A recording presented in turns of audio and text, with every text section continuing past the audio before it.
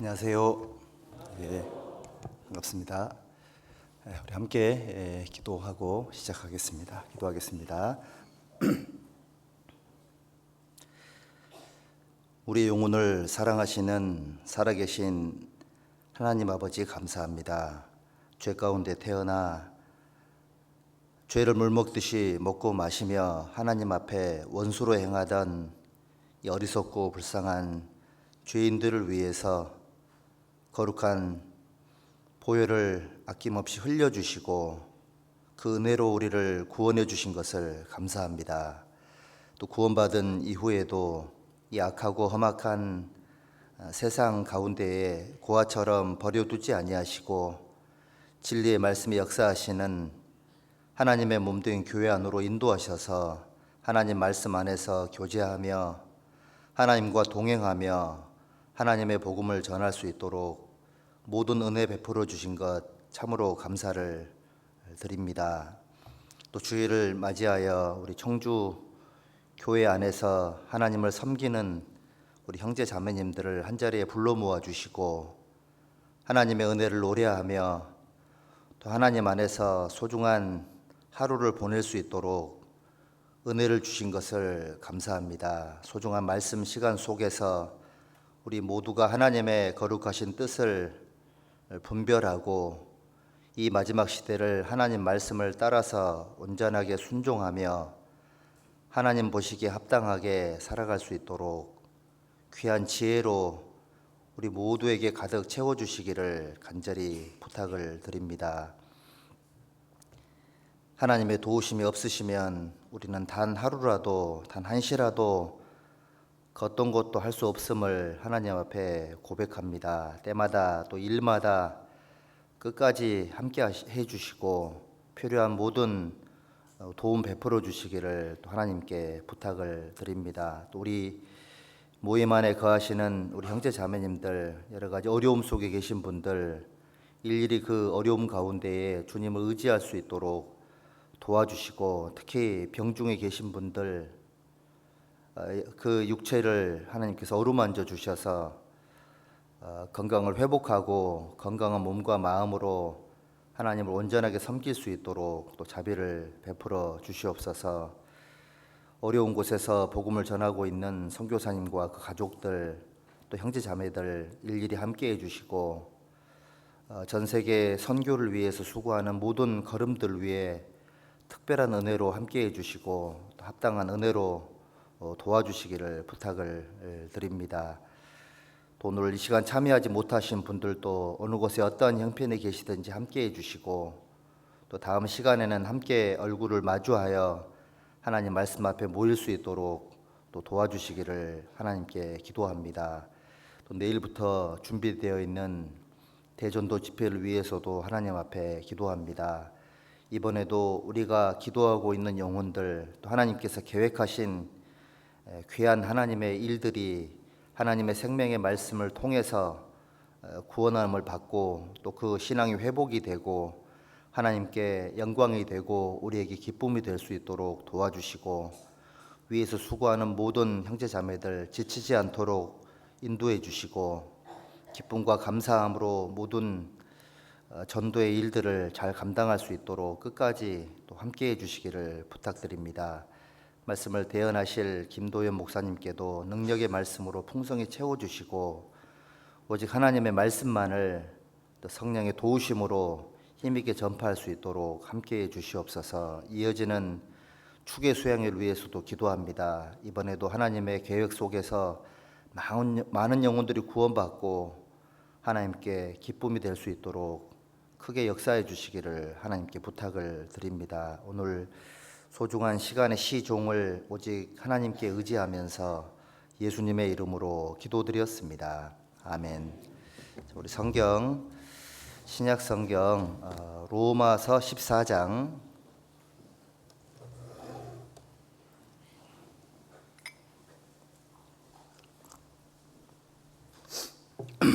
로마서 14장 22절 그리고 22절과 23절 22절부터 23절까지 말씀을 우리 천천히 같이 읽겠습니다. 내게 있는 믿음을 하나님 앞에서 스스로 가지고 있으라. 자기의 옳다 하는 바로 자기를 책하지 아니하는 자는 복이 있도다. 의심하고 먹는 자는 정죄되었나니 이는 믿음으로조차 하지 아니한 연고라. 믿음으로조차 하지 아니하는 모든 것이 죄니라. 네. 예, 내일부터 또 대집회가 준비되어 있으시던데 전도를 위해서 우리 교회가 자립한 이후로 변함없이 수고해 주셨던 그런 기억들을 이렇게 더듬어서 이번 집회도 변함없는 수고와 또 열정으로 하나님의 크신 역사가 있을 것이라고 믿고 또 감사를 드립니다. 계획이 있는 모든 분들 또 함께해 주실 것을 믿고 또 부탁을 또 드리겠습니다. 자, 오늘은 여기 로마서 14장 22절에 이런 구절이 있죠. 내게 있는 믿음을, 그렇습니다. 구원받은 모든 그리스도인들 속에는 하나님께 주신 믿음이 있죠. 내게 있는 믿음을 하나님 앞에서 스스로 가지고 있으라. 자기의 옳다 하는 바로 자기를 책하지 아니하는 자는 복이 있도다.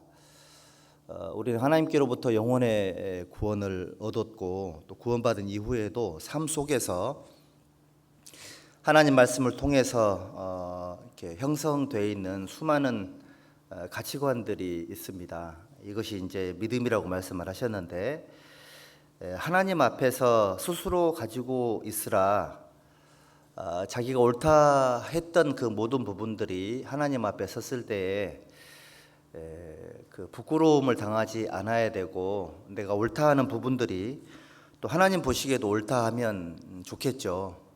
그런데 내가 옳다고 생각했던 것들이 하나님 보시기에 잘못됐으면 좀 많이 당황스러운 일이고, 또 내가 잘못됐다라고 생각했던 부분들이 하나님 앞에 옳을 수도 있거든요.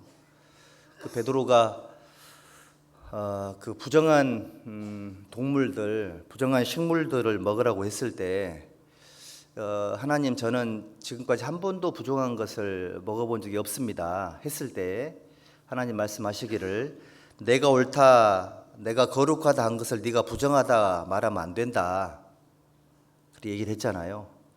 베드로가 알고 있는 믿음을 우리 하나님은 그것이 좀 편협되어 있다라고 말씀을 하신 겁니다. 그래서 오늘은 우리 청주교회 식구들도 오래 구원받은 지 오래된 분들이 굉장히 많이 계시니까 충분히 지혜로운 분들이 많이 계시겠지만, 우리 모두가 다 믿음의, 올바른 믿음의 그 상향 평준화를 위해서 오늘의 주제를 올바른 신앙의 기준들이라는 주제를 한번 가지고 몇 가지를 한번 말씀을 드려보도록 하겠습니다.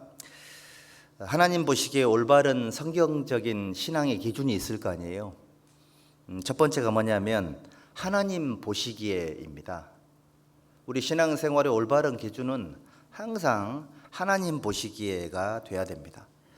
그 빌립보서가 갈라디아 교회 성도들에게 하시는 말씀 중에 우리가 하나님께 좋게 하랴 사람에게 좋게 하랴, 이런 말씀을 하셨죠. 우리 모두는 하나님 앞에서 살아가고 있는 겁니다. 여기 로마서 14장 22절에도 내게 있는 믿음을 하나님 앞에서 코람 데오라고 얘기를 하죠. 하나님 앞에서, 하나님 보시기에 올바르냐 그렇지 않느냐가 우리 신앙생활의 가장 중요한 기준이 돼야 될 거다. 우리 여기 좀 잡아 놓으시고요. 열왕기상 15장을 한번 찾아보시죠. 열왕기상 15장.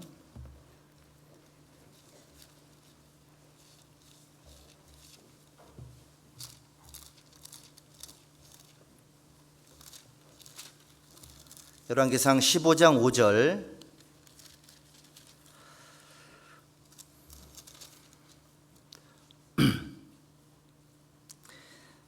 같이 읽어볼까요?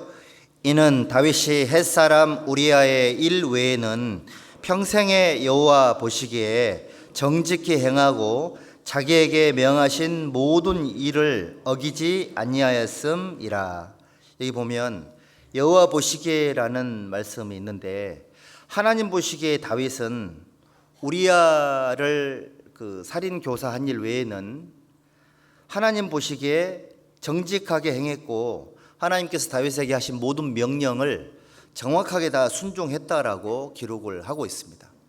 하나님의 평가는 정확하죠. 우리 고린도후서 5장 10절에 기록되어 있는 것처럼 우리 모두는 그리스도의 심판대 앞에 서게 될 텐데 각각 선악간에 그 행한 것을 따라서 받게 될 것이다 라고 기록이 되어 있습니다. 신앙의 성적표를 받게 되겠죠.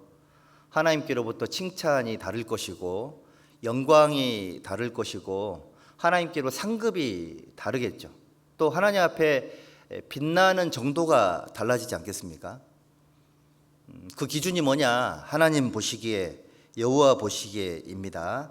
여기 11절도 보시죠. 11절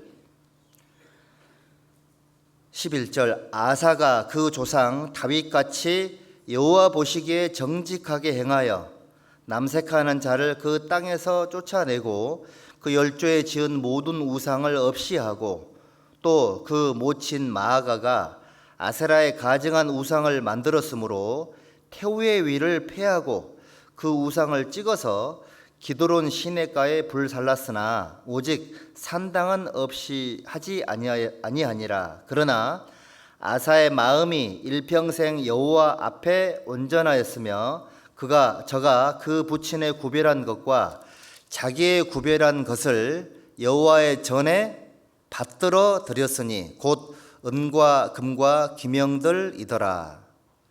아사라는 사람에 대한 평도 정확하죠. 산당은 없이 하지 않는 것은 잘못했다. 하지만 여호와 보시기에 정직하게 행했고, 심지어는 자기 어머니가 아세라를 섬기는 그 가증한 일로 인해서 태우의 위도 패해버리고. 쉽겠어요? 집에 엄마 있죠? 우리 엄마가 우상숭배하면 엄마의 위를 패할 수 있겠어요? 엄마의 관계는 유지를 했지만 엄마의 지혜를 이제 없애버린 거죠. 이게 보통 사람이 할 수 있는 일은 아닌 겁니다. 그리고 여기 그 마음이 일평생 여호와 앞에 온전하였으니, 사람은 외모를 보지만 하나님은 마음의 중심을 보시죠. 평생 동안 올바랐다. 쉽지 않습니다. 그리고 여기 보시면 우리 교회에서 봉사하시는 분들도 이 구절을 살펴봐야 됩니다. 15절 저가 그 부친의 구별한 것과 자기의 구별한 것을, 그러니까 아버지가 구별했던 것도 그대로 이어받아 가지고 본인의 구별한 것을 여호와의 전에 어떻게 드렸다고요? 받들어서 드렸다. 하나님 앞에 위아래 개념도 확실했고 하나님을 섬기는 그 자세가 확실했죠.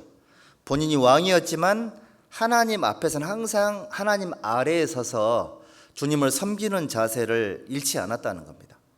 하나님의 몸된 교회에 하나님의 일들, 하나님의 계획들, 하나님의 선한 모든 하나님의 역사를 받들어 섬겼다. 이렇게 얘기를 하고 있죠. 아사라는 사람은 여호와 보시기에 일평생 마음이 온전했고 정직했고 죄를 싫어했고, 그리고 하나님 앞에 기본적인 자세가 정말 순종적이었고 겸손한 자세를 잃지 않았다라고 평을 받고 있습니다. 열왕기상 21장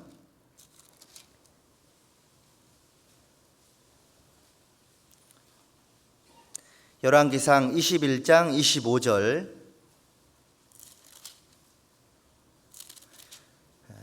같이 읽어볼까요? 예로부터 아합과 같이 스스로 팔려 여호와 보시기에 악을 행한 자가 없음은 저가 그 아내 이세벨에게 충동되었음이라. 이세벨에게 충동된 아합 왕, 하나님 보시기에 이 세상에서 제일 찌질한 남편이 아합일 거예요. 자기 부인에게 충동되어서 우상을 숭배하고 온갖 악한 일을 다 행했잖아요.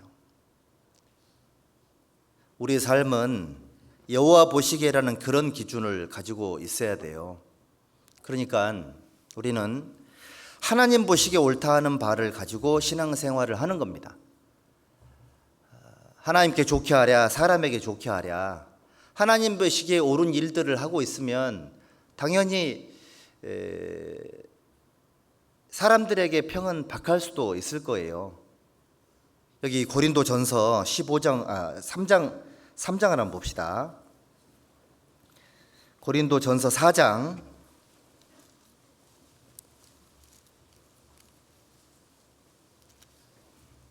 고린도전서 4장에 3절 보시면, 너희에게나 다른 사람에게나 판단받는 것이 내게는 매우 작은 일이라 나도 나를 판단치 아니하노니 내가 자책할 아무것도 깨닫지 못하나 그러나 이를 인하여 의롭다함을 얻지 못하노라. 그때 뭐라고 되어 있습니까? 다만 나를 판단하실 이는 주시니라. 5절 함께 읽읍시다. 그러므로 때가 이르기 전 곧 주께서 오시기까지 아무것도 판단치 말라. 그가 어두움에 감추인 것들을 드러내고 마음의 뜻을 나타내시리니 그때에 각 사람에게 하나님께로부터 칭찬이 있으리라. 여호와 보시기에 중심을 잘 잡고 계셔야 돼요. 사람의 평가에 귀를 기울이면 신앙이 무너질 수 있습니다. 우리는 사람들에게 박한 평가를 받았을 때 처신을 잘해야 돼요. 사람들에게 어떤 평가를 받았을, 좋지 않은 평을 받았을 때 기분 좋아요? 일단 그날은 밥맛이 없죠. 그리고 약간 좀 분노가 치밀죠. 근데 이때 이렇게 생각을 해봐야 됩니다. 엄밀하게 이럴 때 정말 우리가 어떤 훈련이 필요하냐면, 사람들이 보기에 나를 향해 좋지 않은 평가를 했을 때 그래도 하나님이 나를 중심을 보는 평보다는 좋을 거 아니에요. 여러분들, 사람들이 내 속 알면 내 옆에 오겠어요? 우리의 죄악된 본성, 더러운 육신을 사람들이 알면 누가 내 옆에 오겠습니까? 이제 그런 생각을 해봅니다. 우리도 이제 교회 그 순종해서 목회를 하고 있는데, 교회에서 제일 욕을 많이 얻어먹는 사람이 누굴까요? 담임 목사님. 총질 좀 심각합니다. 그렇습니다. 욕을 많이 얻어먹는데, 욕을 얻어먹을 때 저는 이렇게 생각을 합니다. 그래도 하나님 보시는 것보다 낫다, 평이. 그러면 속이 편해요. 나 편하려고 그러는 게 그게 정당한 평가잖아요. 그리고 다윗이 시므이가 본인을 저주했을 때 이렇게 얘기했잖아요. 저 사람 나를 저주하는 거 내버려 둬라. 하나님이 시켜서 저 사람이 나를 저주하는지 어떻게 아냐. 그리고 저 사람의 저주 덕분에 하나님이 나를 불쌍히 여길까 하노라. 그러니까 형제자매들이 나를 욕을 많이 하잖아요. 징계가 줄어요. 하나님이 징계하려고 딱 했는데 누가 성도들이 욕을 하고 있네. 이중 처벌이 안 되는 거예요.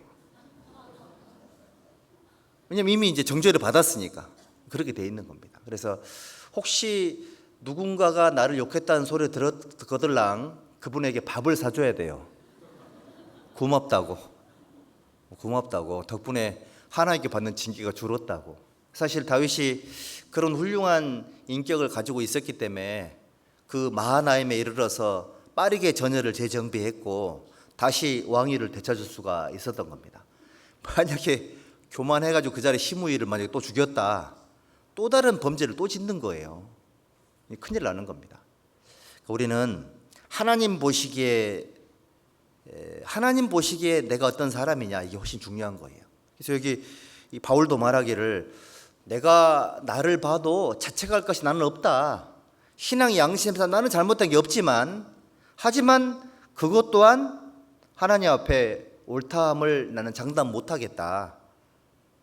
주님이 오실 때 나를 판단하실 거니까, 주께로부터 칭찬이 있든 책망이 있든 있을 거니까 사람들의 평에 연연하지 말고 하나님 보시기에 합당하게 생활을 해야 된다. 왜냐하면 주님이 오시게 되면 어둠에 감추인 것들을 드러내실 것이고,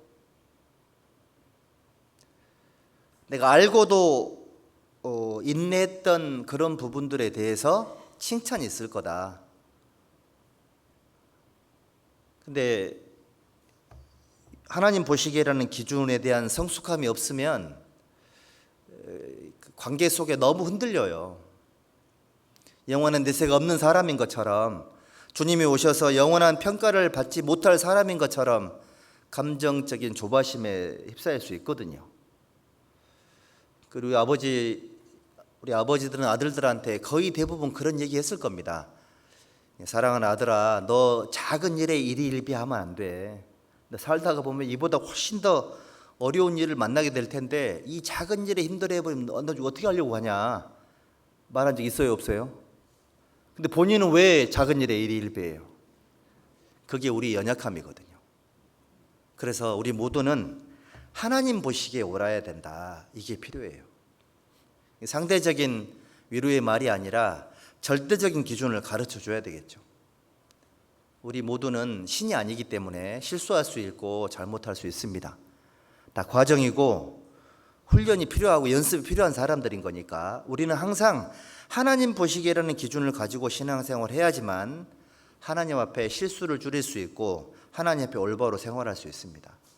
하나님 보시기에 살아가셔야 돼요. 그리고 신앙적으로 올바른 두 번째 기준은 기록되었을 때이죠. 기록되었을 때. 하나님 말씀에는 뭐라고 기록이 되어 있느냐, 이게 훨씬 중요한 겁니다. 우리 여기 창세기 21장을 한번 보시죠. 창세기 21장.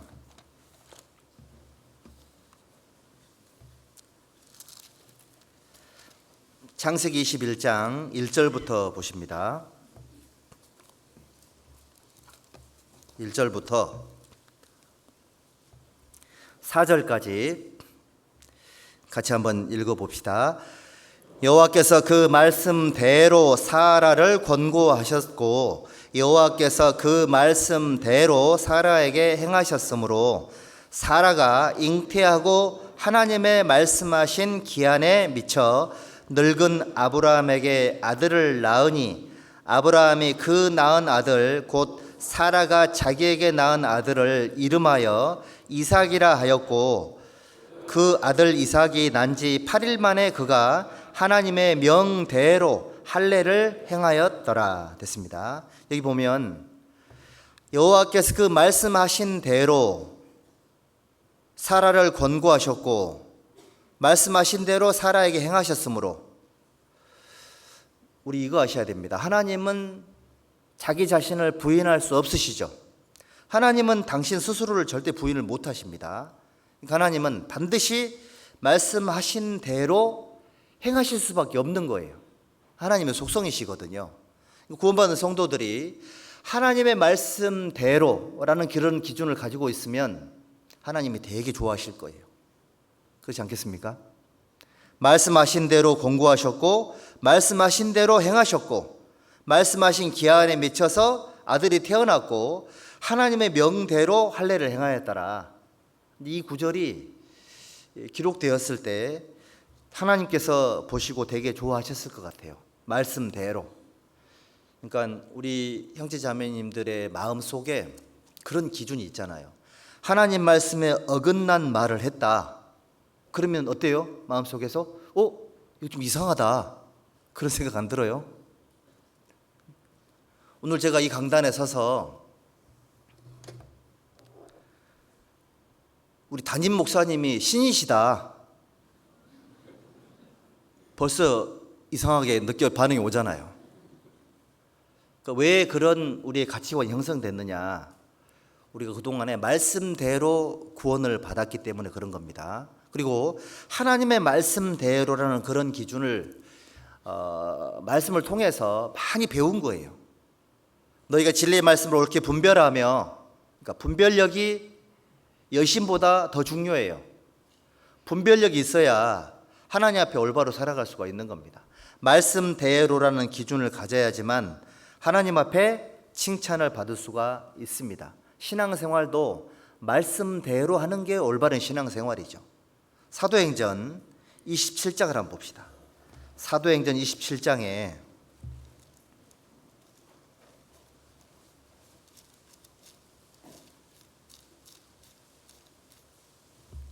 27장 23절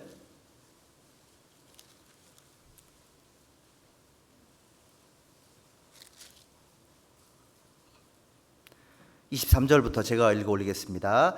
나의 속한 바 곧 나의 섬기는 하나님의 사자가 어젯밤에 내 곁에 서서 말하되 바울아 두려워 말라. 내가 가이사 앞에 서야 하겠고 또 하나님께서 너와 함께 행선하는 자를 다 내게 주셨다 하였으니, 같이 읽읍시다. 그러므로 여러분이여 안심하라. 나는 내게 말씀하신 그대로 되리라고 하나님을 믿노라. 말씀대로 되리라고 하나님을 믿노라 라고 기록을 하고 있죠. 구원받고 나서 말씀대로 행하시는 하나님, 이런 기준을 우리가 잘 갖고 있어야 돼요. 심지어는 우리 예수님도 40일 동안 굶주리신 이후에 마귀에게 유혹을 받았잖아요.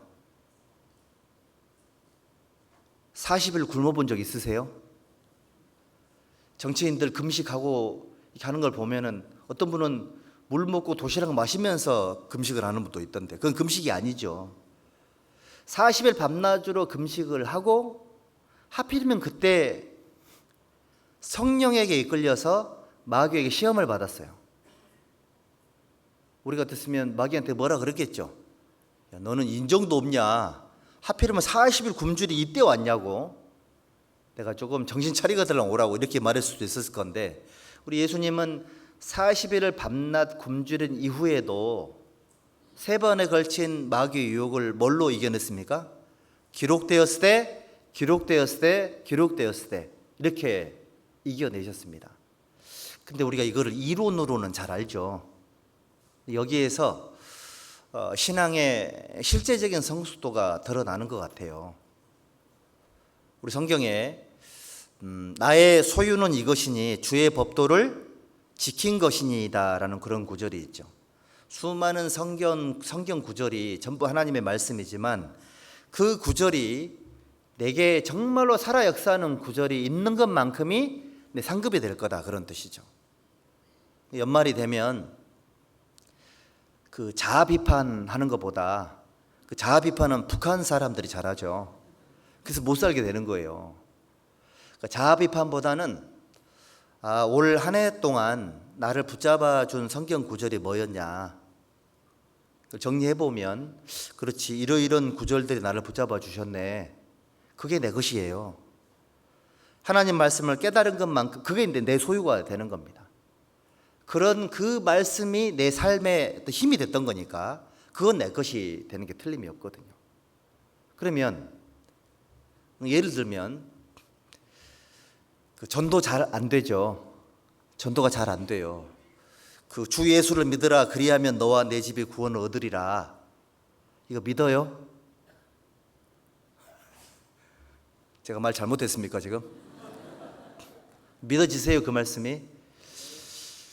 그게 무슨 뜻이에요? 저는 처음에 그 말씀을 듣고요, 다 저절로 되는 줄 알았어요. 저절로 되는 줄 알았는데 지금도 안 되는 사람이 있어요. 지금도. 그럼 그 말씀이 잘못된 것일까? 제가 나중에 그 구절 속에서 몇 가지는 정리를 했어요. 주 예수를 믿으라, 그렇지, 현재 진행형의 신앙생활을 해야 되겠다, 요거 한 가지 하고, 그리하면 너와 내 집이 구원을 얻으리라, 기회가 계속해서 주어질 거다. 요건 확실하게 알겠더라고. 그래서 저는 전도가 더디고 힘들고 어려운 건 사실이지만 조바심은 안 나요, 솔직히. 그리고 전도할 때도 그러니까 내가 전해드릴 사람들의 상태에 연연하지 않아요. 이번에 수양회 때도 이제 제가 오래된 분을 전도하러, 가족을 전도하러 갔다가 하도 엉뚱한 소리를 하더라고. 처남, 나는 내 갈 교회를 정해놨어. 그래서 내가 공무원 퇴직하기 전에 대형 버스 면허도 따놨답니다. 그 교회 가서 봉사하려고. 그 듣는 순간 제가 기분이 좋았을까요? 제가 대번에 한 소리 했죠. 아니 누가 지금 뭐 내가 다니는 교회 그 얘기하고 있는 거냐고. 명은 한 번도 지금 우리 교회 말씀을 들어보지 않지 않았냐고. 그거는 인간적으로 잘못된 거라고 제가 엄청 뭐라고 물어봤습니다. 잘했죠? 항상 그 을의 위치에서 어떻게 전도를 할 수 있겠습니까? 때로는 우리는 깨지지 않을 관계라면 할 말을 해야 되는 거예요. 필요에 따라서. 그리고 그냥 전하고 그다음 어떻게 하죠? 전하고 기도해 매일 증인 되리라 이렇게 되어 있지 않습니까? 전하고 기도하면 돼요. 마음에 위축이 되거나 세상 말로 이렇게 오그라들거나 쫄 필요가 없어요, 여러분들. 내가 아니면 그 누구도 그 사람에게 전도할 사람이 없는 겁니다. 그렇지 않을까요? 하여튼 요즘 강 큰 사람이 많아요.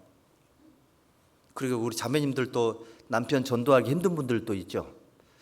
나 같았으면 아들 하나 낳아줬으면 나 같으면 들어줬을 것 같은데, 나한테 시집 와서 아들 딸 낳아줬으면 나 같으면 들어줄 것 같은데 그렇지 않은 남편도 굉장히 많더라고.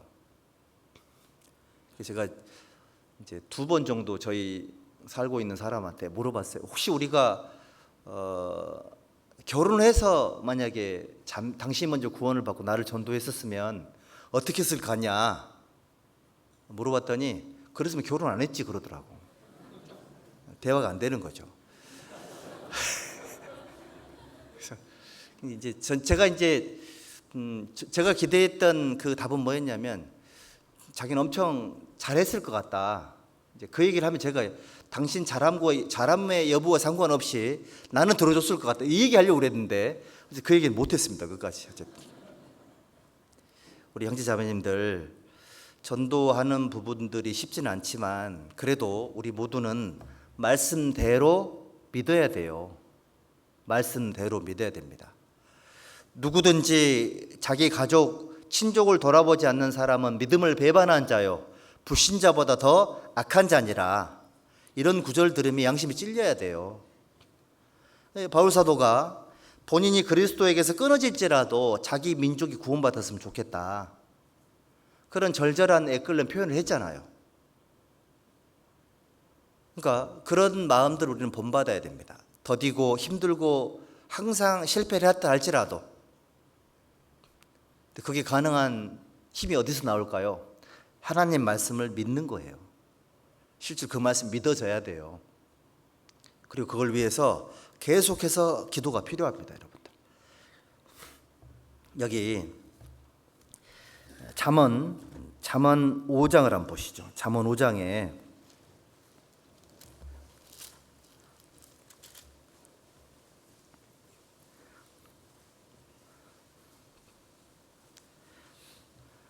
잠언 5장 1절 보세요.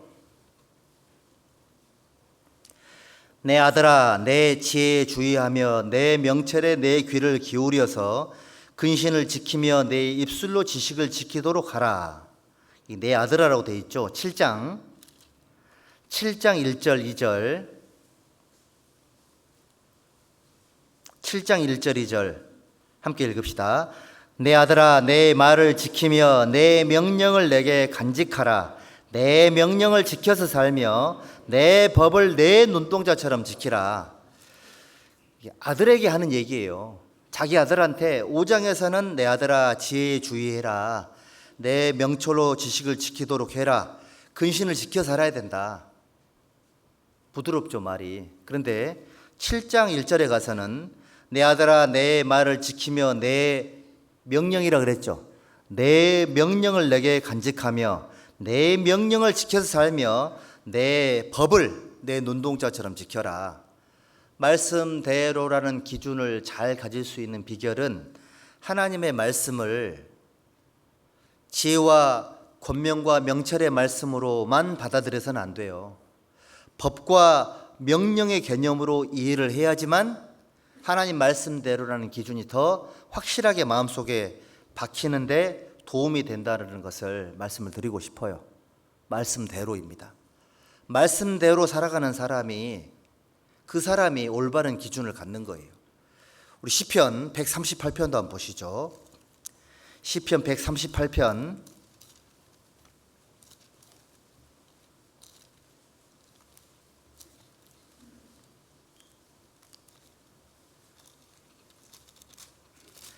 1절 2절입니다. 내가 전심으로 주께 감사하며 신들 앞에서 주께 찬양하리이다. 내가 주의 성전을 향하여 경배하며 주의 인자하심과 성실하심을 인하여 주의 이름에 감사하오리니. 함께 읽어보죠. 이는 주께서 주의 말씀을 주의 모든 이름 위에 높게 하셨음이라. 하나님 말씀이 하나님의 모든 이름보다 더 위에 계신대요. 우리 사도행전 4장 12절에 다른 이로서는 구원을 얻을 리가 없나니 천하 인간에게 구원을 얻을 만한 다른 이름을 우리에게 주신 일이 없음이니라. 우리 예수님이 이름이 세상에 가장 뛰어난 이름이잖아요. 그런데 그 이름보다 하나님 말씀이 훨씬 더 높게 계신답니다.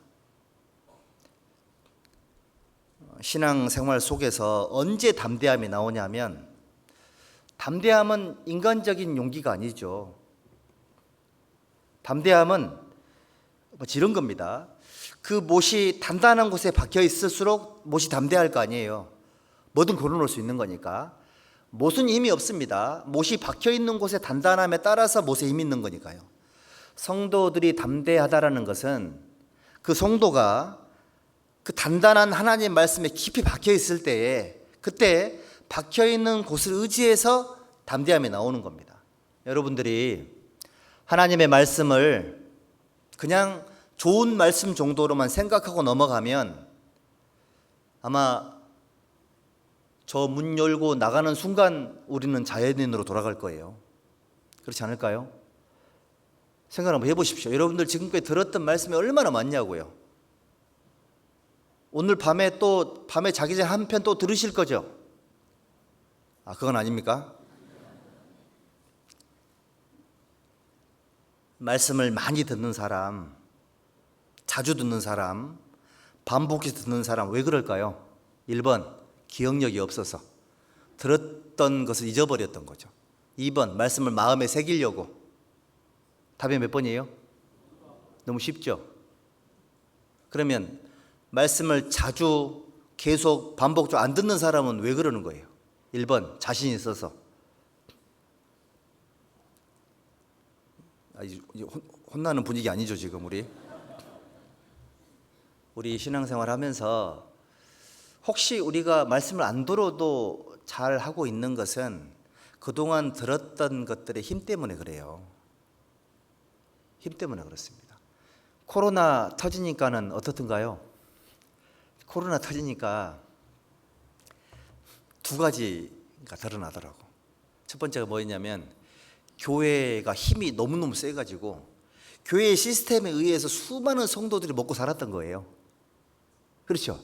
봉사하고 전도하고 맨날 모이니까, 그때 멈춰버리니까는 교회 힘 때문에 살았던 사람들은 신앙이 축 처져버리시더라고. 많은 분들이 그런 얘기 하셨습니다. 목사님, 교회 덕분에 제가 살았습니다. 그동안에 힘들기만 생각을 했었는데 그게 아니었다라는 것을 알게 됐다고. 그런 분들이 대부분이었고요. 또 한 분들은 이런 분들 계시더라고. 그동안 너무 바빠가지고 개인 경건 생활을 조금 못했었는데 시간이 많으니까 성경 읽는 시간, 말씀 듣는 시간, 기도하는 시간이 많아서 너무 좋다고. 이런 분도 계시더라고. 우리 청주교도 다 그랬죠. 그래서 어쨌든 그걸 제가 보면서 어떤 생각이 들었냐면, 그렇지, 하나님께서 역사하시는 그 말씀의 힘이 우리를 살게 하는 거예요. 여러분들, 천지가 오늘까지 규례대로 있으면 만물의 주의 종이 된 영혼이다. 맞습니까? 태양이 오늘 안 떴으면 우리 살아요, 못 살아요? 하나님 말씀의 능력 덕분에 우리가 먹고 살아요. 눈도 뜨고요. 그런 저희들인 겁니다. 잘 생각하셔야 돼요. 사람이 겸손하고 하나님 의지하고 하나님 말씀대로 살아간다라는 것이 단순하게 문자 그대로 아주 고지식한 고리타분한 그런 삶을 얘기하는 게 아닌 겁니다. 우리의 본연의 위치로 돌아가자, 그 얘기예요. 겸손한 사람이 말씀대로 살려고 노력을 해요. 왜냐하면 우리가 내 생각대로, 죄성대로, 세상에서 배운 대로 살았던 시간들이 얼마나 헛되고 허무했던 것을 안 사람들은 더 이상 이제는 사소한 모든 부분에 있어서도 하나님 말씀에 대한 기준을 가지려고 노력을 하는 거예요. 성경에 뭐라고 기록되어 있냐, 하나님 뭐라고 말씀하셨냐, 이것에 따라서 그 사람의 신앙이 결정된다라는 사실인 겁니다. 그래서 고린도전서 4장의 바울 사도가 기록된 말씀 바깥으로 넘어가지 마라. 하나님의 말씀을 혼잡케 해서는 안 된다. 그런 분들이 계시거든요. 어떤 분들이 하나님의 말씀을 혼잡케 하는 거냐면 가끔 이런 분들이 계세요. 아이고, 성경 그렇게 기록이 돼 있는데 말씀대로 다 그렇게 살 수 있습니까? 그런 얘기 들어봤죠? 그런 얘기 해본 적 없어요? 그거 하나님 말씀을 혼잡케 하는 얘기예요. 그렇게 말씀하시면 안 돼요. 내가 부족하고 연약해서 순종하지 못하는 게 내가 한이 됩니다. 이거는 맞는 얘기지만 말씀대로 어떻게 살 수 있습니까? 이렇게 말하는 것은 어떤 문제가 되냐면 여호와의 손이 짧아졌느냐? 뭐라고 대답하실 거예요? 그러면 나는 하나님 말씀대로 안 된다는 게 내 신앙의 기준인데 말씀대로 된다라고 믿고 살아가는 사람들은 뭐가 되는 거예요? 그렇지 않습니까? 하나님의 말씀의 능력을 내 부정적인 마음으로 가둬놓으시면 안 돼요. 내가 부족한 건 정확한 거지만 대저 하나님의 모든 말씀은 능치 못하심이 없느니라. 이게 정답인 거예요. 말씀대로 살아가는 신앙을 주님 오실 때까지 계속해서 배워야 된다. 이 말씀을 드리고 싶어요. 그리고 여기 히브리서 11장을 한번 보십니다.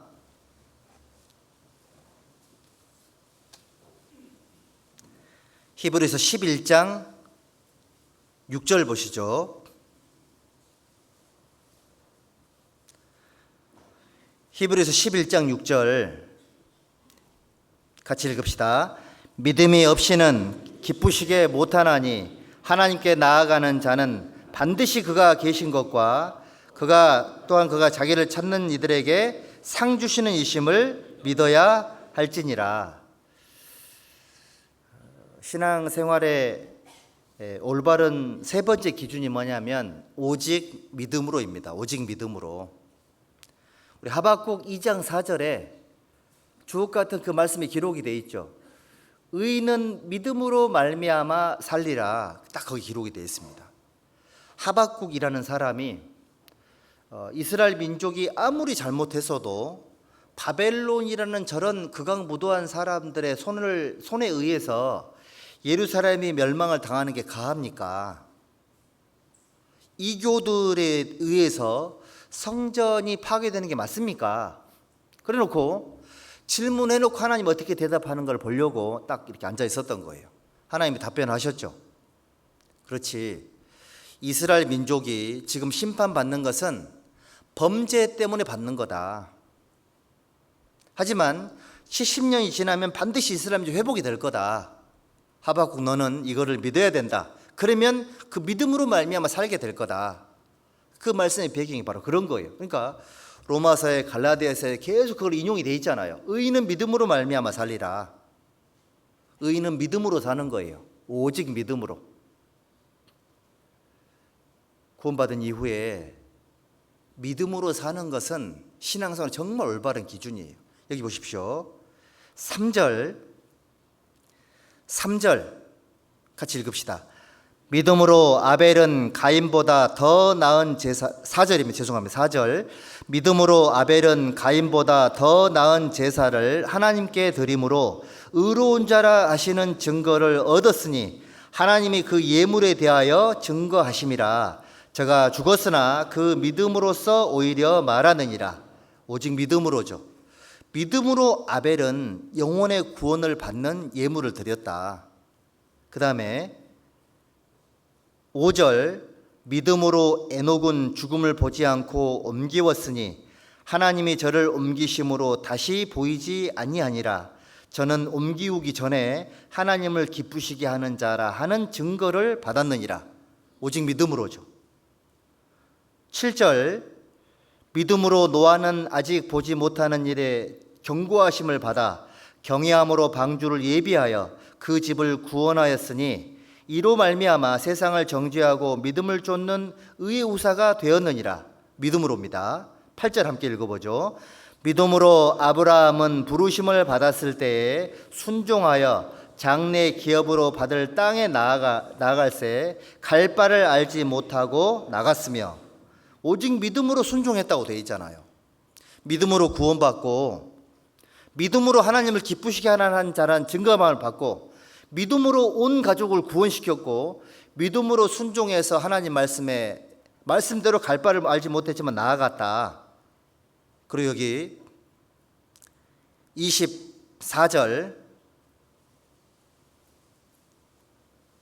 24절부터 26절까지 믿음으로 모세는 장성하여 바로의 공주의 아들이라 칭함을 거절하고 도리어 하나님의 백성과 함께 고난받기를 잠시 죄악의 낙을 누리는 것보다 더 좋아하고 그리스도를 위하여 받는 능욕을 애굽의 모든 보화보다 더 큰 재물로 여겼으니 이는 상주심을 바라봄이라.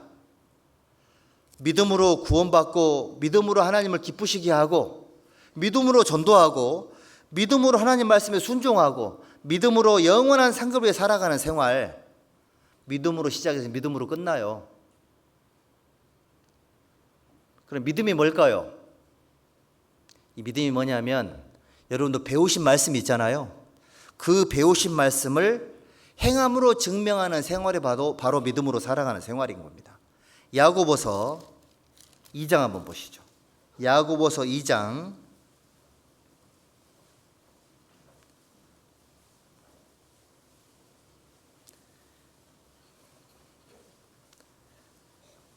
24절부터 26절까지 함께 읽어볼까요? 이로 보건대 사람이 행함으로 의롭다 하심을 받고 믿음으로만 아니니라. 또 이와 같이 기생 라합이 사자를 접대하여 다른 길로 나가게 할 때에 행함으로 의롭다 하심을 받은 것이 아니냐. 영혼 없는 몸에 죽은 것 같이 행함이 없는 믿음은 죽은 것이니라.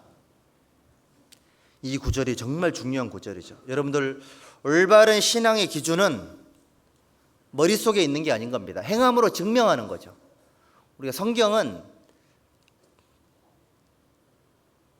혼자 골방에서 앉아서 배우는 게 아니죠. 골방에서 배우는 건 기도입니다.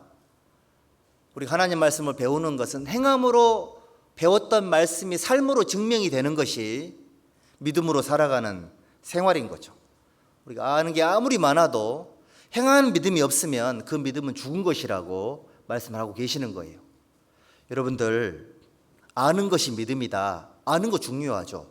하지만 그 아는 것이 행함으로 드러났을 때 실제적으로 영향력을 미쳐요. 아는 바를, 배운 바를, 믿은 바를 행함으로 실천하는 것이 믿음으로 살아가는 생활이에요. 추상적인 개념이 아닌 겁니다, 여러분들. 배웠던 바를 실천하는 그 삶이 능력이 있는 생활인 거죠.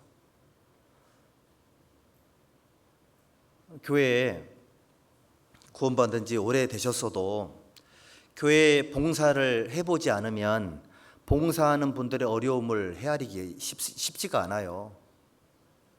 찬양대에도 봉사하시는 분들 매일매일 아침에 오셔야 되죠. 오후에 또 하셔야 되잖아요. 배고프죠. 목도 아프고. 나는 찬양대원들 참 신기하더라고. 찬양의 밤도 해야 되잖아요. 제가 그거 보면서 어떤 생각이 들었냐면 저거 10년, 20년 하신 분들 대단하다 이런 생각이 들더라고요. 행해보지 않으면 따라잡을 수가 없어요. 예수님도 말씀하셨잖아요. 자, 내가 한 말을 행하려고 한번 해봐라. 그러면 내가 한 말이 사람이 한 말인지 하나님께로부터 온 말인지 너희가 알게 될 것이다. 바리새인 서기관들이 구약학 박사였잖아요. 예수님에 대해서 얼마나 많이 알았냐고요. 그런데 예수님을 못 알아봤잖아요. 마치 이런 거죠. 평생 수박을 연구한 수박 박사님이 수박을 한 번도 깨서 먹어본 적이 없는 거예요. 그걸 어떻게 믿음의 삶이라고 말할 수가 있겠습니까? 하나님 말씀은 행하면서 순종하면서 배우는 거예요. 실제로 영혼의 구원을 받아봐야 구원 간증이 내 것이 되죠. 실제로 가족 전도를 해봐야 가족 전도가 뭔지를 내가 말할 수 있잖아요. 실제로 하나님 기쁘시게 해봐야, 실제로 내가 하나님의 상급이 뭔지에 대한 삶을 내가 해봐야 거기에 따른 간증을 할 수가 있고요. 그 말을 이해할 수 있어요.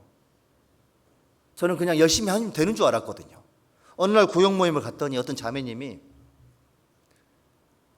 아기를 하나 업고 와서 간증을 하시더라고. 자기는 청년 때보다는 시간이 없는데 아이를 등에 업고 있고 시간은 많이 없지만 하나님께 영광이 되기 상급을 위해서 산대요. 저는 그때 그 얘기 처음 들었거든요. 아니 구원만 받으면 되지 무슨 상급이냐 그랬는데 그분의 말을 듣고 뭔가 반짝이는 게 있었습니다. 아 그렇지, 목표가 확실하면 훨씬 더 신앙생활이 하나님 보시기에 더 날카롭게 할 수 있겠구나.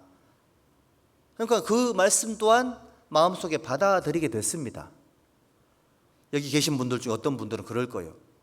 구원만 받으면 되지 무슨 상급이냐. 아 나는 욕심 없어. 죄송합니다. 그거는 착한 척 하시는 거예요. 그거 아니거든요. 그러면 상급을 위해 살았던 모세의 삶은 뭐가 되겠습니까? 모세가 민망하지 않겠어요?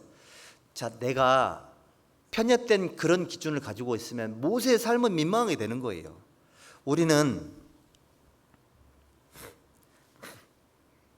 구원받은 믿음에서 영원한 상급까지의 그 믿음을 어느 것 하나 버려서는 안 돼요. 터부시해서는 안 된다고요. 다 중요하게 여겨야 돼요. 그래서 전도하는 분들을 보면서 저분은 전도는 잘한다 이렇게 말하면 안 돼요. 전도는 잘한다는 말은 무슨 말이에요? 다른 걸 못한다는 뜻이잖아요. 그 누구 기준이에요? 본인 기준인 거예요. 그렇게 말하면 안 된다니까요. 아 저분은 봉사는 잘해 그렇게 말하면 안 돼요. 그분이 믿음으로 사는 그 모습은 내가 범접할 수 있는 그런 영역이 아닌 거예요. 그렇지 않을까요? 믿음으로 살아가는 삶은 존중받아야 돼요. 그리고 하나님 앞에 영광이 될 거예요. 우리가 히브리서 11장에 나와 있는 믿음의 그 대가들은 각자가 탁월한 게 있었거든요. 각자가 너무너무 탁월해서 다른 사람이 그 부분을 범접할 수가 없었던 거예요. 왜 그랬을까요? 믿음으로 살았던 거예요. 그 분야를 행하는 데 있어서는 이 사람들이 최고였거든요. 교회에서 하나님이 주신 특별한 은사가 있는 분들, 이런 분들이 많이 계셔야 돼요. 그런 부분들이 모여서 교회가 행함으로 드려지는 삶이 하나님을 기쁘시게 하는 거예요. 이게 왜 중요하냐면 하나님은 빚지고는 못 사세요. 구원받은 성도가 배운 바를 실천했잖아요. 반드시 하나님은 갚아주게 돼 있어요. 믿음으로 기도했다 반드시 갚아주게 돼 있다니까요. 구원받은 성도들이 여기 지금 건축도 많이도 하셨더라고 보니까 이런 쭉 해오면서 왜 건축하셨어요? 왜 했을까요? 당연히 전도하려고 하나님께 영광이 되려고 하신 거잖아요. 너무 잘했지 않습니까? 그 결과물이잖아요. 저희들이 지금 믿음으로 행했던 삶에 대한 보상은 반드시 받게 돼 있다니까요. 우리 그거 확실하게 믿습니다. 저는 이제 교회에서 이렇게 뭐 보냐면 그 성경적인 기준으로 탁월한 분야가 있는 분들을 유심히 관찰을 해요. 그분이 아니면 그게 해결이 안 되는 일들이 많더라고. 그런 모습을 볼 수 있어야 교회가 풍성한 게 좋다. 왜냐하면 하나님이 주신 은사잖아요. 근데 행하지 않으면 개발이 안 돼요. 여러분들 혹시 그래서 배웠던 거, 하고 싶은 거 있다 반드시 하셔야 돼요. 봉사의 기회가 오면 해야 될까요? 안 해야 될까요? 알아서 하세요. 알아서 알아서 하시는 건데 믿음으로 행하면 하나님이 좋아하실 거예요. 그 누구도 그거를 강요하지 않죠. 우리 구원받은 성도들은 하나님 앞에 배웠던 부분들을 행함으로 실천했을 때 내 것이 될 거다. 믿음으로 사는 것은 행함으로 실천하는 것을 의미하는 거다. 이걸 꼭 알으셨으면 좋겠고요. 그 다음에 네 번째 신앙의 기준이 뭘까? 이걸 말씀드리고 싶어요. 이게 뭐냐면 이겁니다. 우리 마태복음 7장 한번 보시죠. 마태복음 7장에 12절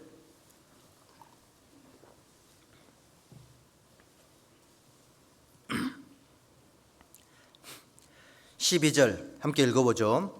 그러므로 무엇이든지 남에게 대접을 받고자 하는 대로 너희도 남을 대접하라. 이것이 율법이요 선지자니라. 자, 네 번째가 뭐냐면 우리 예수님을 대접하는 관점으로 살아보자 이겁니다. 예수님을 대접하는 게 뭘까? 우리 여기 마태복음 10장 한번 보시죠. 10장 40절 함께 읽어보죠. 너희를 영접하는 자는 나를 영접하는 것이요 나를 영접하는 자는 나 보내신 이를 영접하는 것이니라. 구원받은 성도를 영접하는 것은 예수님을 영접하는 것이고 예수님을 영접하는 것은 하나님을 영접하는 것이다. 이렇게 말씀하고 계시죠. 자, 우리가 누군가에게 대접을 받고자 하면 받고자 하는 대로 그분을 대접을 해야 된다. 이렇게 말씀하셨어요. 예수님을 대접하는 것은 하나님을 대접하는 것이다. 이렇게 말씀하신 겁니다. 그리고 마태복음 10장 32절 한번 보시죠. 32절 누구든지 사람 앞에서 나를 시인하면 나도 하늘에 계신 내 아버지 앞에서 저를 시인할 것이요 누구든지 사람 앞에서 나를 부인하면 나도 하늘에 계신 내 아버지 앞에서 저를 부인하리라. 내가 세상에 화평을 주러 온 줄로 생각지 말라. 화평이 아니요 검을 주러 왔노라. 내가 온 것은 사람이 그 아비와 딸이 어미와 며느리가 시어미와 불화하게 하려 함이니 사람의 원수가 자기 집안 식구리라. 이 말씀 속에 예수님을 대접한다라는 것이 전도할 때 있잖아요. 전도할 때 예수님을 대접하는 사람은 전도할 때 직계 가족들로부터 어떤 핍박과 욕을 얻어먹는 경우가 있다 할지라도 예수님을 시인하게 되고 그거를 부끄러워하지 않는다, 이런 뜻이죠.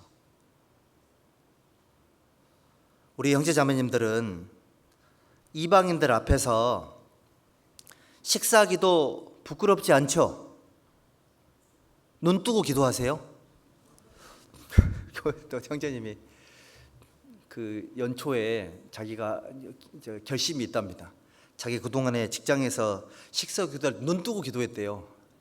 근데 올해부터는 눈 감고 기도할 거라고 지금 실천을 잘 하고 계신답니다. 너무 웃긴 얘기지만 잘한 거죠.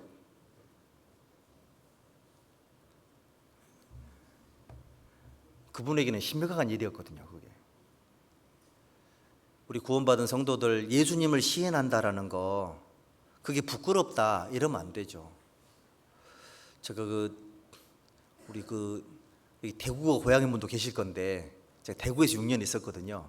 대구가 불도가 세잖아요. 그 초파일 날 택시 위에 사람이 타고 가고 있더라고.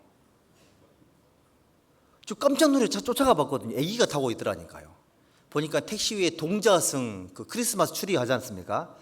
동자승을 택시에 올려가지고 불러서 이렇게 택시에 다니더라니까요. 그런 택시가 손님을 많이 태운답니다. 대구 중북교에 마크가 있는 차를 타고 내가 많이 다녔는데 횡단보도 쓰면 하여튼 따가워. 옆에가 이렇게 문 열어 보고 있으면 째려보고 있습니다. 옆에서. 야, 저 사람 그 교회 차 몰고 다니는 목사 째려보고 있더라니까 이렇게. 그러면 제가 부끄러워하면 돼요, 안 돼요? 부끄러워하면 되면 안 되죠. 일부러 문을 착 열어가지고 이렇게 쳐다보고 이렇게.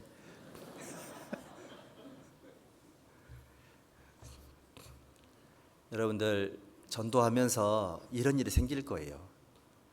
전도하다 보면 사랑하는 가족들로부터 예상치 못한 어마어마한 공격을 받을 때 있잖아요. 요때 어제 구역 모임 때 구원받아 너무 감사하다고 이렇게 막 너무 좋아해 케이크도 받아놓고 그 다음날 전도하러 가가지고 완전히 그냥 만시창이 돼가지고 이런 경우들을 경험하셨을 거예요. 요때 우리 예수님이 하신 말씀 생각을 해봐요. 내게 좋은 것들에 대해서만 감사할 거냐? 구원에 대한 은혜를 감사하는 건 예수님 대접하는 게 맞죠. 하지만 전도하면서 겪는 어려움을 겪었을 때에도 내 마음에 하나님을 향한 상태가 변하지 않는 것이 예수님을 대접하는 것이다. 이런 거죠. 마태복음 5장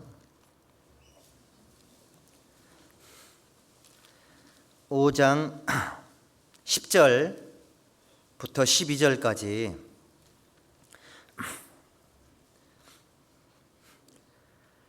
같이 읽어볼까요? 의를 위하여 핍박을 받는 자는 복이 있나니 천국이 저희 것임이라. 나를 인하여 너희를 욕하고 핍박하고 거짓으로 너희를 거스려 모든 악한 말을 할 때에는 너희에게 복이 있나니 기뻐하고 즐거워하라. 하늘에서 너희의 상이 큼이라. 너희 전에 있던 선지자들을 이같이 핍박하였느니라. 그렇죠. 구원받고 나서 예수님을 영접하고 예수님을 대접하는 삶이 뭐냐? 복음과 함께 고난을 받는 게 예수님을 대접하는 삶인 거죠.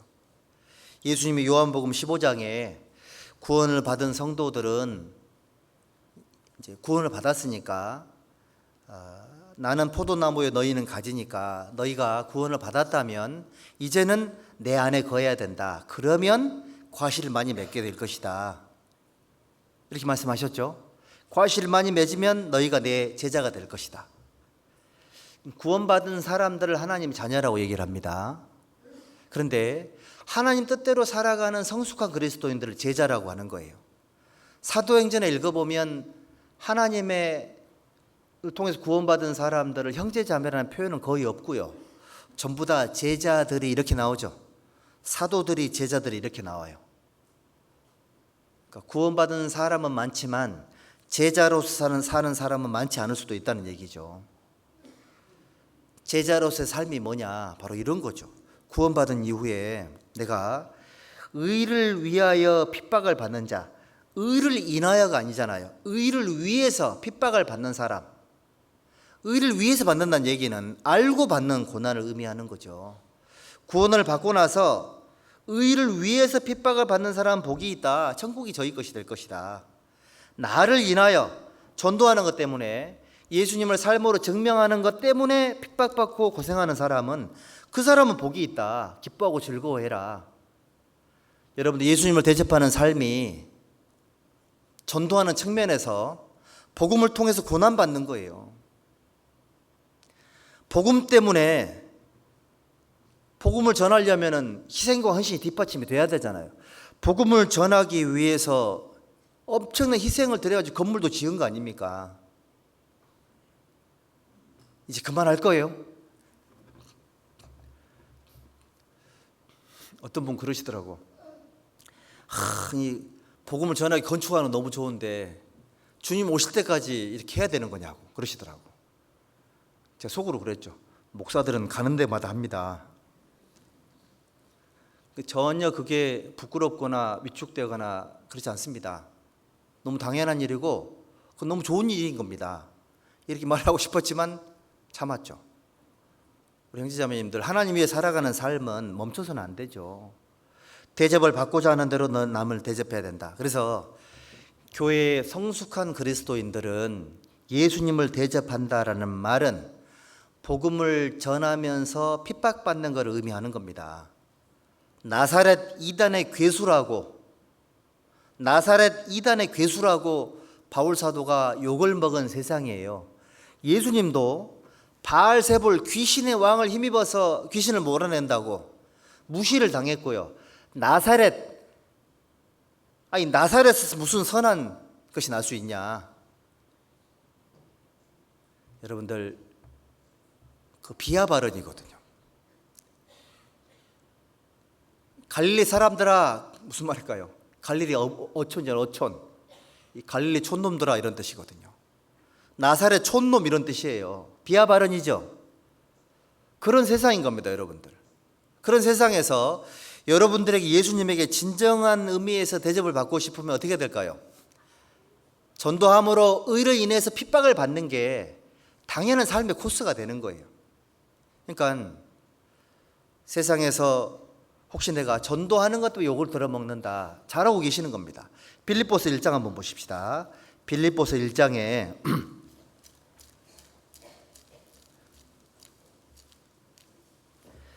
1장 29절 29절에 그리스도를 위하여 너희에게 은혜를 주신 것은 다만 그를 믿을 뿐 아니라 또한 그를 위하여 고난도 받게 하심이라. 자, 우리에게 은혜를 주신 이유가 뭐냐? 그를 믿을 뿐 아니라 또한 그를 위하여 고난도 받게 하려 하심이라. 사도행전 28장에 이 파에 대해서는 어디서든지 핍박을 받는 줄을 아노라. 그렇죠. 대접을 받고자 하는 대로 남을 대접해야 된다. 전도를 하고 싶고 교회가 계속해서 하나님 앞에 쓰임받기를 원하는 성도들은 그 길에 서 계셔야 돼요. 예수님을 욕으로 얻어먹어도 시인하는 쪽에 서 계셔야 되고, 교회가 받는 고난과 어려움 그 자리에 거기 계셔야 돼요. 예수님을 대접하는 거예요.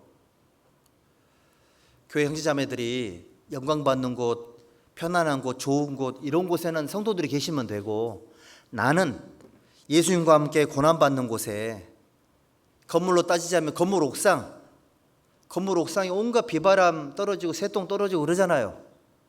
건물 외벽 지나가는 개가 오줌도 싸고 막 가죠. 그렇죠. 건물 안에 있는 사람들이 편안한 것은 성도들의 몫이고, 나는 건물의 외벽 또는 옥상, 이런 위치에서 나는 고난받아야 되겠다, 이런 마음을 갖는 것이 예수님을 대접하는 거다, 이런 의미인 겁니다. 그리고 다섯 번째, 우리 예수님을 대접하는 삶이 뭐냐면 이겁니다. 심은 대로, 일한 대로, 행한 대로, 헤아리는 대로 그대로 도로 나에게 돌아온다라는 거, 이게 기준이에요. 그래야지만 내가 하나님 앞에 희생하고 헌신하는 삶이 지치지를 않아요. 여기 갈라디아서 한번 보실까요? 갈라디아서 6장에 한번 보시면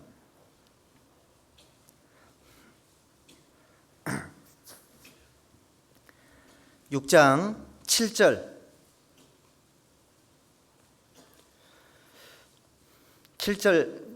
7절 보십니다. 스스로 속이지 말라. 하나님은 만울이 여김을 받지 아니하시나니 사람이 무엇으로 심든지 뭐라고 되어 있습니까? 그대로 거두리라. 그대로죠. 심은 대로 거둔다라는 것이 하나님의 기준이에요. 여러분들, 심은 대로 거둔다, 뿌린 대로 거두는 게 하나님의 기준입니다. 일한 대로 상을 주시는 것이 하나님의 기준이에요. 그러면 어떤 사람이 열심히 일을 하고, 어떤 사람이 열심히 뿌리고, 어떤 사람이 열심히 하나님 앞에 심을까요? 이거죠. 마태복음 7장 한번 보십시다.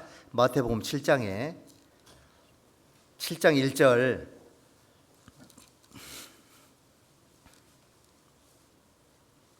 1절 부터 보시면 비판을 하지 말라.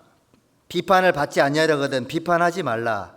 너희의 비판하는 그 비판으로 너희가 비판을 받을 것이요 너희의 헤아리는 그 헤아림으로 너희가 헤아림을 받을 것이니라. 여기 너희의 헤아리는 그 헤아림으로 너희가 헤아림을 받을 것이니라. 어찌하여 형제의 눈 속에 있는 티는 보고 내 눈 속에 있는 들보는 깨닫지 못하느냐. 보라, 내 눈 속에 들보가 있는데 어찌하여 형제에게 말하기를 나로 내 눈 속에 있는 티를 빼라 하라 하겠느냐. 외식하는 자여, 먼저 내 눈 속에서 들보를 빼어라. 그 후에야 밝히 보고 형제의 눈 속에 있는 티를 빼리라. 여기 보면 이런 의미이죠. 헤아리는 대로 그대로 헤아림을 받게 될 것이다. 형제자매들 속에 들보가 보이는 헤아림이 내 속에 생겼으면 들보를 보는 곳으로 칭찬을 받는다는 얘기입니까? 헤아리는 그대로 판단을 받는다는 얘기입니까? 내가 남속에 눈 속에 들보를 봤잖아요. 그대로 본인이 헤아림을 받을 거예요. 그 얘기하는 거예요. 하나님과의 관계에 있어서도 마찬가지인 겁니다. 내가 하나님 말씀을 배웠잖아요. 어떻게 헤아리냐에 따라서 내 삶이 결정이 될 거예요. 내일부터 전도 집회다. 너는 복음을 전파하라. 때를 얻든지 못 얻든지 항상 힘쓰라. 그대로 헤아리는 사람은 전파할 거예요.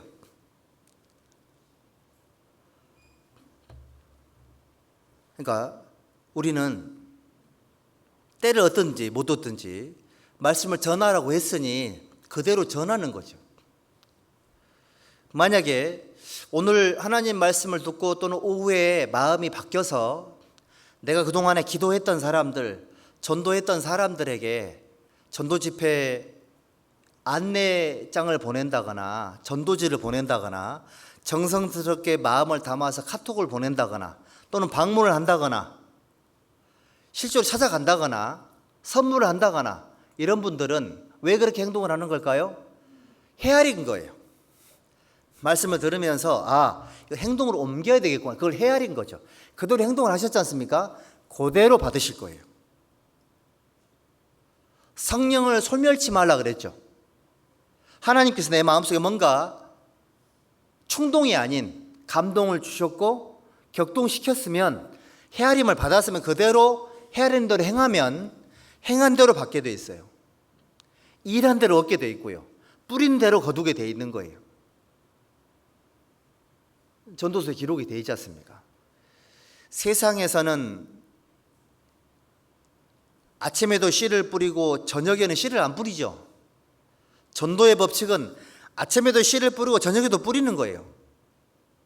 이 사람에게 저 사람에게 여러 사람에게 나눠주는 겁니다. 어떤 것이 잘 될는지 우리는 모르니까요. 그렇지 않을까요? 전하고 기도하다 보면 중간에 그 사람에게 어떤 문제가 생겼을지 몰라요. 어떤 분들은 전도 집회마다 얘기를 하더니 이번에 말을 안 하니까 기분 나쁘다고, 나에 대한 관심이 식었다고, 섭섭하다고 이런 분도 계세요. 보통 구원받지 않은 사람들은 분위기 딱 보면 전도 집회를 알거든요. 말을 안 해. 기분 나빠할 수 있습니다. 당신 기분 나빠할까 봐 내가 얘기해 준다고, 집회했다고. 얘기해 줘요. 근데 언제 그 입을 여는 게 가능할까요? 헤아리는 대로 헤아리게 돼 있습니다. 다른 의미이죠, 여러분들. 행한 대로 받게 돼 있습니다. 뿌린 대로 거두게 돼 있는 거예요. 그렇지 않을까요? 우리 봉사 열심히 하시는 분들, 봉사 아무리 열심히 해도 전도는 저절로 안 되죠. 봉사는 봉사고 전도는 전도예요. 교제 참석하는 거고요. 전도는 전도인 거예요. 전도는 발이 가야 돼요. 발이 가야 되고 전도는 뿌려야 돼. 무슨 말일까요? 여기 계신 분들, 내가 구원을 받지 않은 사람이라고 생각을 해보고 누가 나한테 아파트 한 채 줄 테니 말씀 듣자 그러면 말씀 들을래요, 안 들을래요?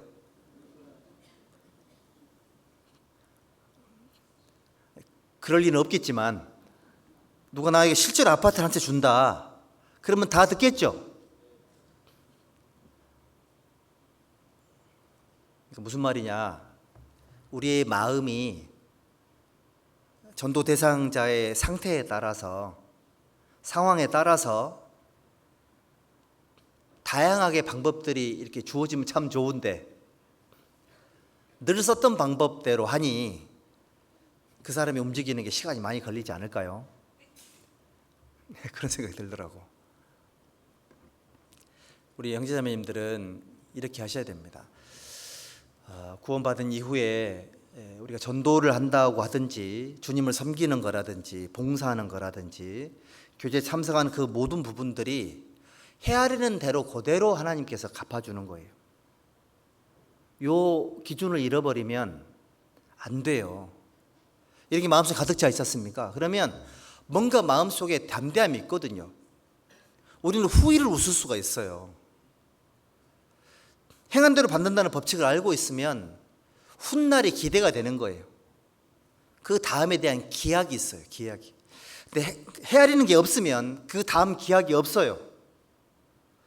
아까 잠언 5장 다시 한번 볼까요? 잠언 5장에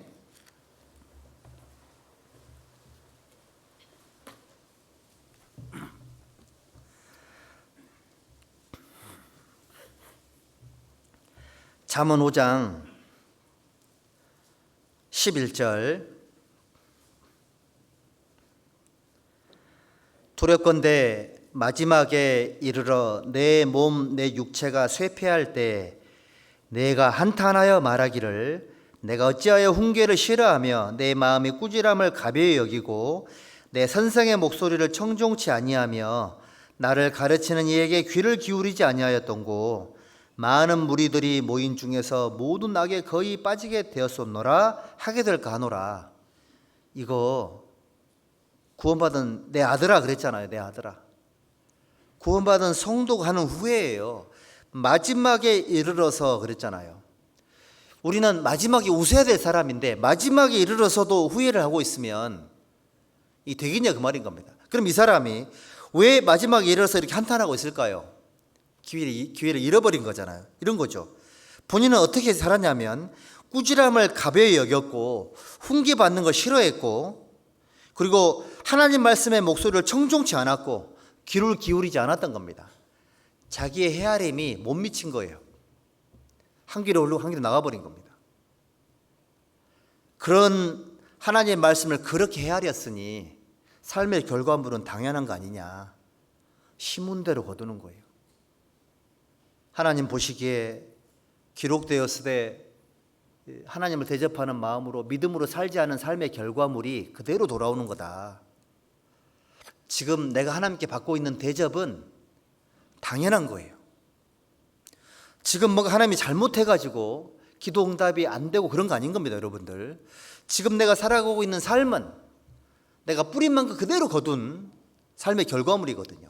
그래서 지족하는 마음이 경건한 삶에 큰 유익이 된다. 이렇게 말씀하셨잖아요.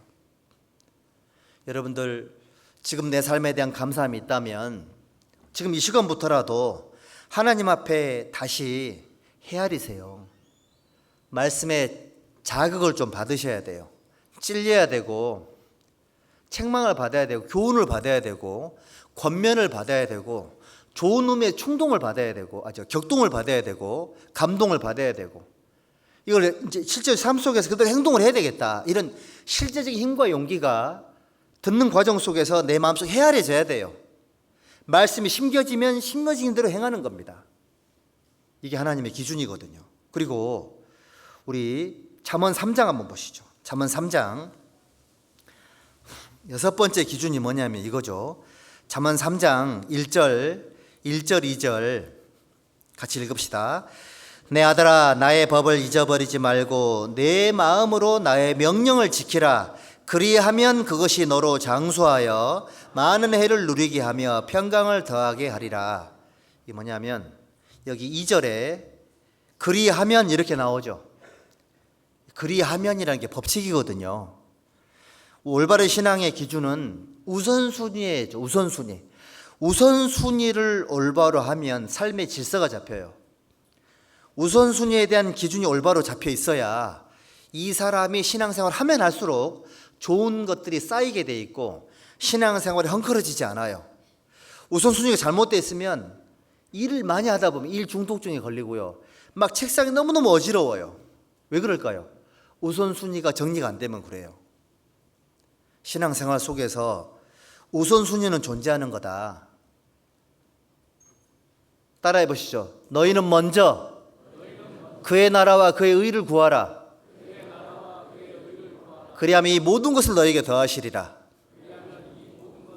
그렇죠. 그리하면 이 법칙이잖아요. 그리하면 이 모든 걸 너에게 더하시리라. 너희는 먼저 그의 나라와 그의 의를 구해라. 이게 우선순위의 법칙이죠. 신앙생활 복잡하고 막 헝클어져 있는 것처럼 느껴지고 막 무겁게 느껴지고 이유가 왜 그런 거냐면 이거 정리정돈이 안 돼 있어서 그래요. 우리 50 넘어간 형제님들은 자연인 그거 많이 보시죠? 자연인 그거 많이 안 보세요? 그거 보게 되던데 그거 보고 있으면 제가 한결같이 항상 제가 마음속에 조금 불편한 게 뭐냐면 저 자연인들 진짜 정리정돈 안 하네. 그게 자연스러운 모습이라고 이제 보여지기도 하지만 정리정돈이 안 돼 있는 모습 답답해. 어쩌다 한번 정리정돈이 잘 돼 있는 자연인들, 주로 이제 아주머니 자연인들이 있더라고. 이분들은 정리를 또 잘하고 사시더라고. 헝클어져 있으면 복잡해요. 신앙생활이 사실은 복잡한 게 아니거든요. 정리정돈이 잘 됐으면 아주 편합니다, 여러분들. 우선순위는 법칙이에요. 쭉 한번 읽어봅시다. 여기 3절 인자와 진리로 내게서 떠나지 않게 하고 그것을 내 목에 매며 내 마음판에 새기라. 그리하면 네가 하나님과 사람 앞에서 은총과 귀중의 여김을 받으리라. 이것도 중요하죠. 어떤 사람은 하나님만 나를 좋게 보면 되지 사람에게 나는 신경 안 쓴다. 그거 아니거든요. 신앙생활 잘하면 하나님과 사람에게도 귀중의 여김을 받아요. 양쪽에서 다. 그리고 5절 너는 마음을 다하여 여호와를 의뢰하고 내 명철을 의지하지 말라. 너는 범사에 그를 인정하라. 그리하면 내 길을 지도하시리라. 스스로 지혜롭게 여기지 말지어다. 여호와를 경외하며 악을 떠날지어다. 이것이 내 몸에 양약이 되어 내 골수를 윤택하게 하리라. 9절 10절 함께 읽어보죠. 내 재물과 내 소산물의 처음 익은 열매로 여호와를 공경하라. 그리하면 내 창고가 가득히 차고 내 집틀에 새 포도즙이 넘치리라. 우선순위 그리하면 먼저 하나님 앞에 살아가면 질서가 잡혀 있으면 육신적으로 잘 되는 거예요. 1절에 보면 그리하면 네가 장수하고 많은 해를 누리게 될 것이다. 오래 살고 싶으면 하나님 말씀에 순종해야 된다. 오래 살아요. 그리고 돈 벌고 싶으면 내 재물과 소산물의 처음 익은 열매로 먼저 하나님을 공경해라. 그러면 부자 된다. 세상에서도 부자가 될 것이고 천국 가서도 부자가 될 것이다. 그리고 사람들에게 인정받고 싶잖아요. 그러면 인자와 진리로 떠나지 않게 하고 마음판의 말씀대로 살아라. 잠언 말씀대로 처신을 해봐라. 하나님과 사람에게 귀중을 받게 될 거다. 우선순위가 있는 거예요. 쭉 정리해보면 잠언 읽으면서도 그리하면 동그라미 쳐보면 이 사람이 하나님 앞에 질서가 잡혀요. 그리고 교회 안에서도 대인 관계에서도 질서가 잡히고요. 심지어는 세상에서도 질서가 잡혀요.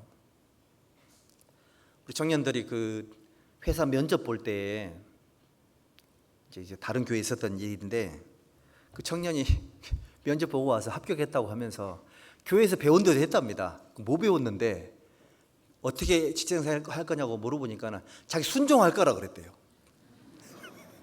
자기 순종할 거고 그 다음에 충성되게 할 거라고.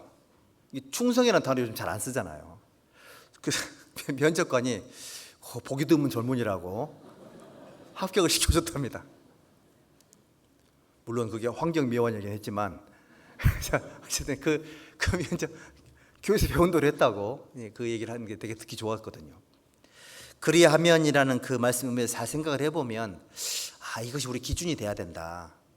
우선순위를 잘 정하면 하나님 앞에 잘 되는 것이 하나님의 방법이니까 우리 신앙의 기준은 우선순위를 잘 가지자 이랬으면 좋겠고요. 끝으로 한 가지만 더 생각해 봅시다. 여기 에베소서 1장 에베소서 1장 3절 1장 3절에 찬송하리로다 하나님 곧 우리 주 예수 그리스도의 아버지께서 그리스도 안에서라고 되어 있죠. 6절 이는 그의 사랑하는 자 안에서 11절 이 모든 일을 그 마음의 원대로 역사하시는 자의 뜻을 따라 우리가 예정을 입어 그 안에서 기업이 되었으니 15절 이를 인하여 주 예수 안에서 너희 믿음과 모든 성도를 향한 사랑을 놔둬뒀고 18절 너희 마음 눈을 밝히사 그의 부르심의 소망이 무엇이며 성도 안에서 그 기업의 영광의 풍성이 무엇이며 여기 보면 안에서라는 말이 계속 나오죠. 에베소서에 보면 무엇 안에서라는 표현이 44번 나옵니다. 44번. 우리 목사님께서 복음 깨닫듯이 교회의 비밀을 깨달아야 된다 계속 말씀해 주셨잖아요. 저도 이제 교회의 비밀을 깨닫고 싶어서 에베소서를 진짜 수백 번 읽어봤거든요. 수백 번 읽어보는데 쭉 읽어보면서 교회의 비밀에 대해서 계속 연구를 지금도 하고 있습니다. 여기서 보니까는 한 가지는 알겠는 것은 뭐냐면 그 안에서라는 표현이 너무 저는 마음에 이렇게 와닿더라고요. 그렇지. 예수님 안에서 구원이 완성됐고 예수님 안에서 구원이 이루어지고 예수님 안에서 교회가 만들어졌고 예수님 안에서 교회 안에서 말씀이 우리에게 주어지게 돼 있고 교회를 통해서 교회 안에서 전도가 되게 돼 있고 교회 안에서 신앙이 성장하게 돼 있고 교회 안에서 하나님의 모든 계획이 다 이루어지게 돼 있는 거다. 그러니까 우리 신앙생활의 기준은 하나님 안에서 말씀 안에서 예수님 안에서 복음 안에서 교회 안에서 이루어지는 거다. 교제 안에서 이루어지는 거다. 나를 통해서가 아니고요. 우리를 통해서 이루어진다. 그러면 나는 그 안에 있었을 때 나라는 사람이 거기에 적용이 되는 거다. 이것이 신앙의 기준이 돼야 돼요. 우리 시대는 자기 자신을 믿는 시대죠. 우리 청주교회에도 중고등부 학생들, 청년들, 대학생들이 많이 계실 건데 제가 요즘 정말 제가 혼신의 힘을 다해서 제가 있는 교회에 중고등부와 청년들에게 이제 얘기한 게 뭐냐면 청년들, 중고등부 학생들이 세상에서 배운 것들이 많아요. 세상에서 배운 것들이 많다 보니 기성세대보다 순종이 잘 안 돼요. 맞죠? 학생들이 어디 있어요? 저 위에 다 있네요. 근데 그거는 우리 아이들이 불순종해서 그런 게 아니에요. 청년들이 신앙이 상태가 안 좋아서 그런 게 아니에요. 왜 그렇게 되는 거냐? 배운 게 하나님과 반대되는 걸 너무 많이 배운 거예요. 세상 안에서. 그러니까 어떻게 해야 되냐면 하나님 말씀을 가르칠 때도 그걸 염두에 두고 얘기를 해야 돼요. 항상 그 불순종하는 또는 사고치는 문제를 일으키는 사람들을 보면 항상 보면 그 사람이 자기 기준이거든요. 그렇지 않던가요? 그럼 그 기준은 어디서 나온 걸까요? 세상에서 배운 거예요. 하나님 안에서 배운 게 아닌 거예요. 근데 그게 너무 강력하게 형성이 되어 있는 겁니다. 맞죠? 그 사람의 잘못이 아니에요. 그거를 이해를 해야지만 이걸 제대로 된 처방을 내릴 수가 있지 않겠나라는 생각이 들어요. 요즘 청년 동계 수련회에 동성애 상담이 많아요. 그런 적이 없었거든요. 저 대구 있을 때 2명 동성애 대화가 안 됩니다. 왜? 그렇게 배웠거든요. 그렇게 배웠거든. 배운 게 그 사람에게 이미 사상으로 굳어져서 대화가 안 돼요. 그럼 우리는 어떻게 될까요?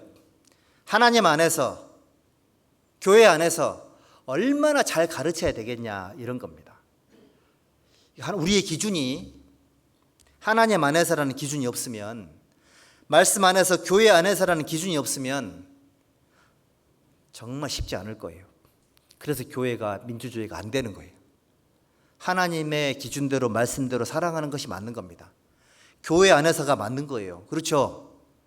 그래서 혹시 우리가 말씀을 배울 때나 봉사할 때, 교제할 때, 교회를 할 때도 뭔가 내 마음이 결정과 충돌이 된다고 했을 때 여러분들은 자기의 내면세를 잘 살펴보셔야 돼. 내가 옳다 하는 바가 하나님 말씀에 하나님 보시기에 지금 여러 가지 기준에 의해서 옳은 거냐. 그리고 그런 근거들을 정확하게 갖고 계셔야 돼. 고집 부릴 게 아니고요. 목소리를 높일 게 아니고 화를 낼 게 아니란 말이에요. 하나님 일이잖아요. 교회 일이니까 신중해야 되죠. 그래서 우리는 항상 우리 기준이 돼서는 위험할 수 있다는 겁니다. 자기 옳다 하는 바로 하나님께 책망을 받지 않으려면 성경적인 올바른 기준을 가지고 있어야 된다. 그래서 우리가 말씀을 배우는 게 중요하고 많이 들어봐야 되고 교제하고 봉사하고 희생하고 헌신하고 삶의 다양한 영역들을 많이 경험을 하면서 내 삶이 교정을 많이 사실 고난도 그렇고 징계도 그렇고 감당할 수만 있으면 많이 받는 게 좋아요. 그래야지만 우리 신앙이 올바로 가요. 채찍과 꾸지람이 그 사람의 삶을 바르게 해준다 그랬지 않습니까? 그걸 생각을 했을 때 우리 청주 교회도 자립했을 때보다는 지금 엄청 성장하신 거죠. 그 생각을 해보면 지금보다 10배 더 성장을 하려면 그러면 한 7,000명 되는 겁니까? 학예 수양에 1,000명 가셨다면서요. 그러면 10,000명 가려면 지금 내 신앙 곱하기 10이 돼야 되는 거예요. 맞죠? 구체적인 목표 또한 필요하다. 그럼 우리 갈 길이 멀었다. 이렇게 생각을 하고 배우는 것과 할 만큼 했다. 이건 하늘과 땅 차이다. 할 만큼 한 거죠. 아닙니다. 우리 시작도 안 했습니다. 이렇게 가져야 돼요. 앞에 계신 분들은 기회가 있어서 할 수 있는 기회가 있어서 너무 감사했고, 뒤에 따라가시는 분들은 이만큼 하실 수 너무 감사하니까 우리가 그 다음을 이제 더 열심히 하겠노라고 주거니 받거니 끌어주고 밀어주고 하는 것들이 시너지가 형성이 돼야지만 교회적인 성장과 성숙이 반드시 뒤따라오게 되어 있습니다.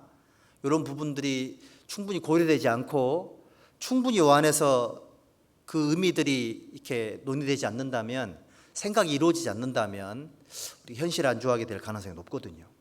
그 생각을 했을 때 올바른 신앙생활의 기준들을 가지고 삶의 모든 영역에서 믿음의 진보를 이루시기를 바랍니다. 기도하겠습니다. 하나님 감사합니다. 오늘도 하나님 말씀 앞에 저희들을 모아주시고 하나님 말씀으로 양육해 주시고 교훈해 주신 것을 감사합니다. 남은 시간을 하나님의 기준대로 살아갈 수 있도록 인도해 주시기를 원합니다. 각 사람에게 주신 하나님의 은혜가 있음을 우리가 잘 알고 있습니다. 우리 모두가 다 하나님 주신 은혜를 따라서 하루하루 더 나은 삶을 살아갈 수 있도록 끝까지 도와주시고 함께해 주시옵소서. 우리의 모든 남은 생애를 전능하신 하나님께 의지합니다. 예수님의 이름으로 기도드렸습니다. 아멘. 찬송하겠습니다.